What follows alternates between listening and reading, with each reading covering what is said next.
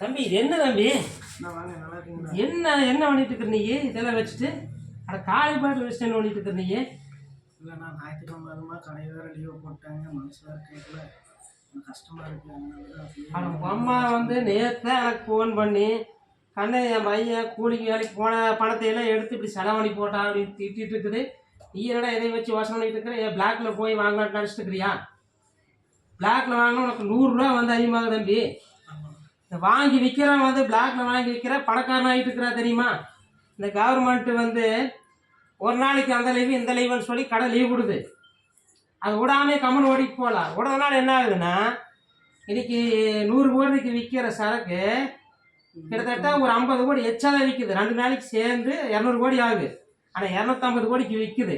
என்னன்னா, மக்களுக்கு லீவ் விடும்போது தம்பி இது 6 வயது குடிக்கலான்னு தோணுது தம்பி. நீ புரிஞ்சுக்க தம்பி, இது அடிக்ட் ஆகாத தம்பி. வீட்டில் இருக்கிற காசும் செலவு பண்ணிட்டியாமா. உங்கள் அம்மா கூலி வேலைக்கு போகிறது பாவம், அது வயசானது. நீ இப்படி அடிக்ட் ஆகிட்டேன்னு என்ன பண்ணுறது? பாட்டில் பார்த்துட்டே இருக்கிறியே. இந்த அளவுக்கு நீ மோசமாகவே எனக்கு தெரியாது தம்பி. செட்டு சேராத நீ. ஆனால் ஒரே மட்டும் விடமாட்டி பரவாயில்ல, கொஞ்சம் பார்த்துரு. உனக்கு செல்ஃப் கண்ட்ரோல் வச்சுக்க நீ தம்பி. இது சம்பாதிக்கிறத வந்து விற்கிறவன் சம்பாரிச்சு போகிறான், வாங்கி பிளாக்ல விற்கிறவன் வருமானம் பண்ணிட்டு போகிறான். உன் குடும்பம் தான் நாசமாக போகுது தம்பி. உனக்கு இன்னும் கல்யாணம் ஆகலை. உங்கள் அம்மா அதை பற்றி சொல்லிகிட்டு இருக்குது.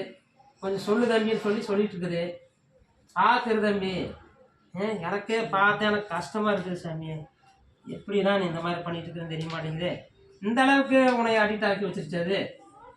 பிளாக்ல ஏதாவது வாங்குறேன்னு சொல்லிட்டு இருந்தியாமா, அதனால தான் ஒடியாது. நான் பிளாக்ல எது போய் நீ வாங்கி குடிக்கிறேன்.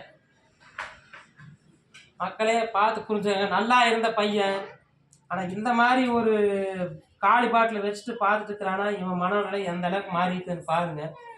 இந்த அரசு வந்து லீவ் விடுறதுனால கம்மியெல்லாம் ஆறுது இல்லைங்க. அந்த அன்னைக்கு லீவ் விட்டால் குறைஞ்ச பேர் சொல்கிறாங்க. அந்த அன்னைக்கு தான் எச்சாகுதுங்க. பார்க்க போனால் 100 கோடிக்கு சேல்ஸ் ஆகுறது. அந்த அன்னைக்கு வந்து அடுத்த நாள் 100 கோடி ஆகும், 200 கோடி ஆகுதுன்னு வச்சுக்கோங்க. இன்னொரு 50 கோடி சேர்த்து தான் சேல்ஸ் ஆகுது. இந்த வெறித்தனமாக மக்கள் வந்து வாங்கி ஸ்டாக் வச்சுக்கிறாங்க. பிளாக்ல வந்து திருடி வாங்கி வச்சு அதை விற்று அவன் காசு பண்ணிட்டு போகிறா. ஆனால் இது பாதிக்கப்படுறது இந்த மாதிரி கூலி வேலை செய்கிறவங்க, கஷ்டப்படுறவங்க பாதிக்கப்படுறாங்க. எங்கள் அம்மா வந்து சொன்னதுனால நான் இங்கே ஓடி அந்த பார்த்தேன். இந்த பையன் இந்த ஒரு கோலத்தில் இருக்கிறான் பாருங்க. இதை பார்த்து கொஞ்சம் மக்கள் வந்து நம்மளுக்கு செல்ஃப் கண்ட்ரோலுங்கிறது வேணுங்க. பார்த்து நம்மளையே நாம் கொஞ்சம் மாற்றிக்க விரும்புங்க. இந்த அரசாங்கம் வந்து லீவ் விடுறதுக்கு பதிலாக கம்மியாக எல்லா நாளும் வச்சாங்க கூட எதை கம்மியாவது குடிப்பாங்க. இப்போ என்னென்னா லீவ் விடுறதுனால எச்சா குடிச்சிட்டு இருக்கிறாங்க. அதை பார்த்து புரிஞ்சு நடந்துக்காங்கன்னு சொல்லி அத்தனை பேருக்கு கேட்டுக்கிறேன். இந்த பையனோட சூழ்நிலை வந்து நான் மாற்றியாகணும். இந்த சூழ்நிலை நான் எப்படி விட்டு போட்டு போகிறது? இல்லை, நீங்கள் இவ்வளோ சொன்னதுக்கப்புறம் நானும் இனிமேல் இனிமேல் விட்டுருவானு தம்பி. ஏன்னா நான் மக்களுக்கு பார்த்து சொல்லிட்டு இருக்கிறேன்.